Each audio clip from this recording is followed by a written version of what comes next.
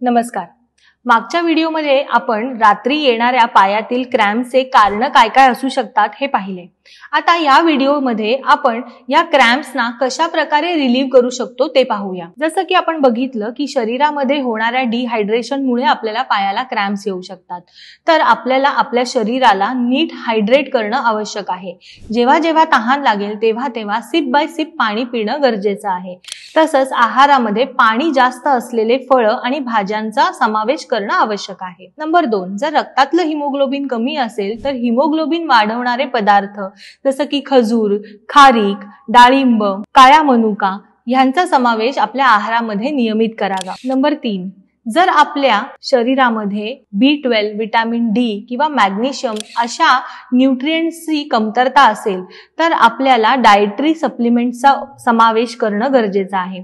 तसंच रोज सकाळी कोवळ्या उन्हामध्ये एक 15 ते 20 मिनिटं फिरायला जाणं देखील गरजेचं आहे। जर आपल्या रक्तातील साखर वाढलेली असेल आणि त्यामुळे आपल्याला क्रॅम्प्स येत असतील तर ह्या रक्तातील साखरेचं प्रमाण कमी करण्यासाठी आहारामधनं साखर, अतिरिक्त कार्बोदक, त्याचबरोबर पॅकेट फूड्स बंद करणं आवश्यक आहे। त्याचबरोबर नियमित रोज कमीत कमी 30 मिनिटं व्यायाम करणं गरजेचं आहे। जसं मी मागच्या व्हिडिओमध्ये सांगितलं की आपण मलाचा वेगावरोध करतो, त्यामुळे देखील आपल्याला पायांना क्रॅम्प्स येऊ शकतात। तर ज्या वेळेला आपल्याला मलाचा किंवा मूत्राचा वेग येतो तेव्हा त्याला न थांबवता त्याचं विसर्जन करणं खूप आवश्यक आहे। आणि या सगळ्या कारणांना जर आपण करेक्ट केलं तर निश्चितच आपल्याला रात्री पायाला येणारे क्रॅम्प्स बंद होतील।